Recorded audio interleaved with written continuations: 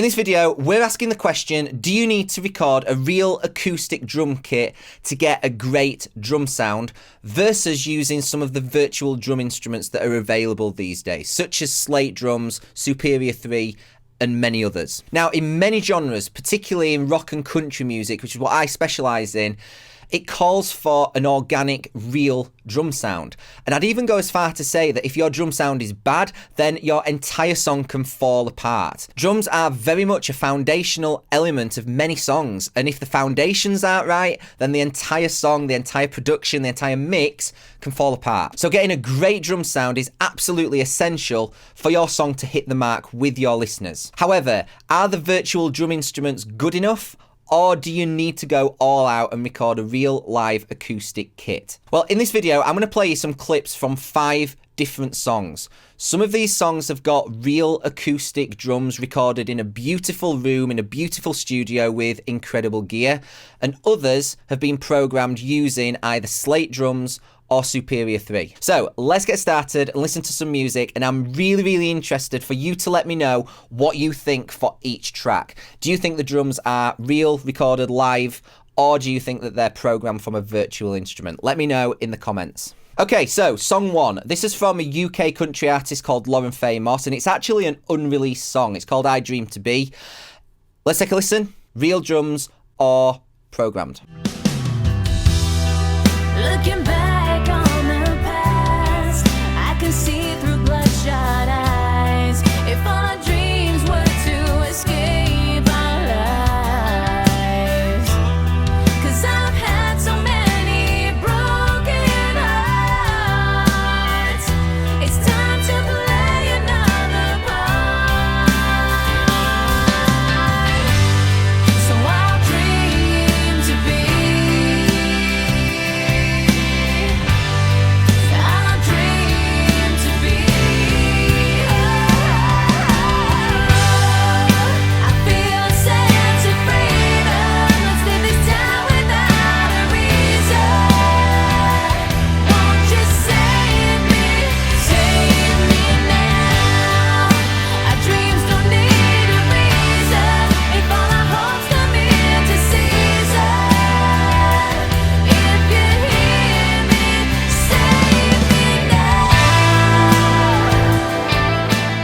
Okay, on to song number 2. This is by another UK singer-songwriter called Kerry Fuller.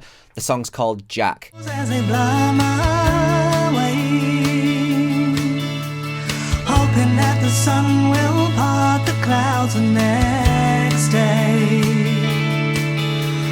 Gasping for the air we're supposed to breathe,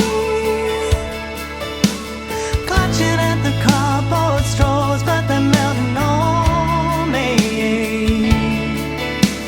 All of my choices led me to here. So many voices, but nothing is clear. What if I turn left instead of right? What if I said yes without a fight? What if I move forward instead of looking back? What if I'm not taken quite so long? What if I did it all wrong? What if I held your hand and tell me without a bit? Would it still be just Okay, on to song number 3. This is back to the same artist from track number 1, Lauren Faye Moss. The song is called Sing It, Bring It. It's kind of like a country rock crossover. Have a listen. Let me know in the comments what you're thinking. You don't own me, even though you try to control me. I don't care what anyone says, I go my own way. Drag me down to your level, but I will get back up and stand on my 2 feet again. Done my time, I sang to your rhyme. Now I'm gone, so come on, no dark cloud, I'm shining now. Turn me up, got me singing a song to the beat of my heart. Come sing it, bring it, time's up, gotta live and I cannot resist. Your name on my list, come sing it, bring it. Sing it, bring it.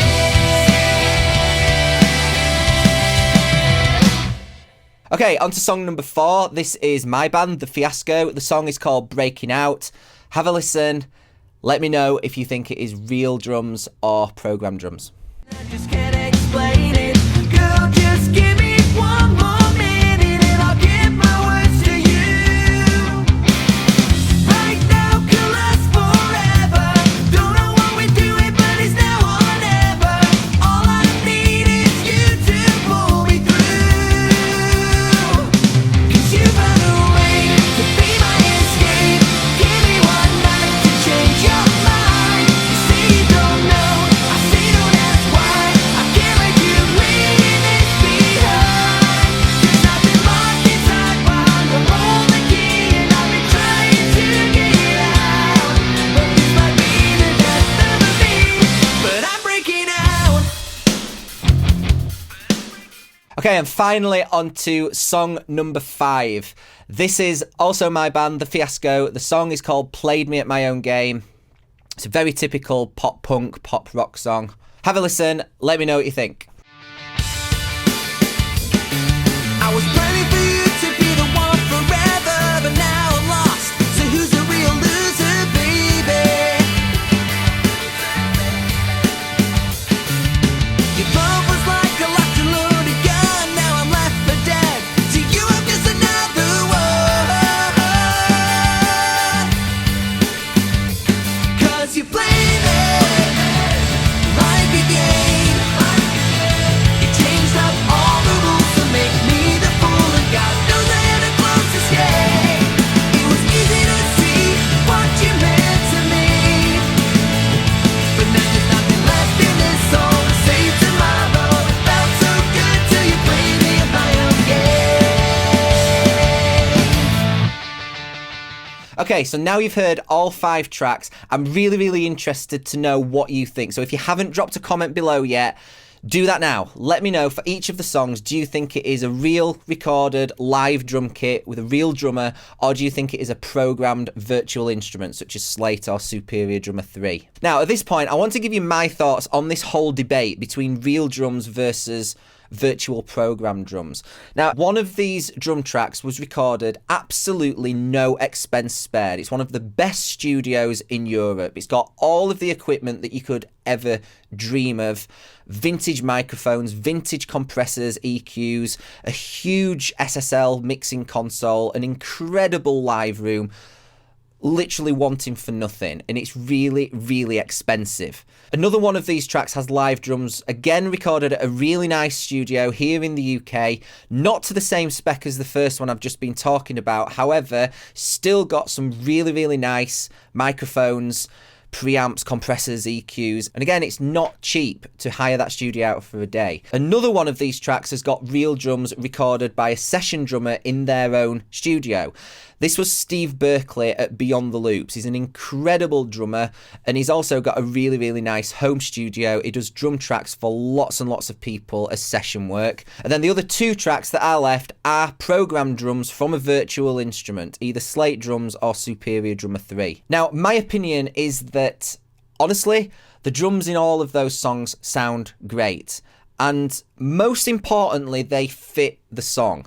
So the last song that you heard, for instance, it's a very, very upbeat pop rock song, and the drums are really, really tight and punchy. They sound perfect for that. Some of the ballads that you heard, the drums just sound really, really big and open. The other pop rock song, song 4, Breaking Out, is really fast and upbeat, but the drums just sound huge. So, to answer the question, do you need to record real drums in a big expensive studio with loads of expensive gear? Honestly, I have to say no, you don't, because regardless of which of those songs are the virtual drums or the real drums, they all sound great. And I would dare bet whichever ones are the real drums, if we switched them out for a great sounding virtual instrument and programmed it well, you wouldn't be able to tell the difference, or you wouldn't even care. It would sound great. Now, a couple of things that I have found from my experience really do matter, whether you're going for real drums or virtual drums. If you're going to record a real drum kit, then the room that you are in is so important. And honestly, that for me can eliminate a lot of studios. When I'm going to a studio to record real drums, I want to see that it's got a big room, ideally with high ceilings. Those high ceilings can just really open up a drum sound. And if you're recording somewhere that's closed in and low, then that's exactly the drum sound that you're going to get. It's going to sound closed in and it's going to sound boxy. That's not to say that that's necessarily a bad drum sound, but for most of the music that I do, which is country or rock, the drum sound needs to be big and open. And so you need a room that supports that. Secondly, if you're recording real drums, you need a really nice sounding drum kit. These are not cheap.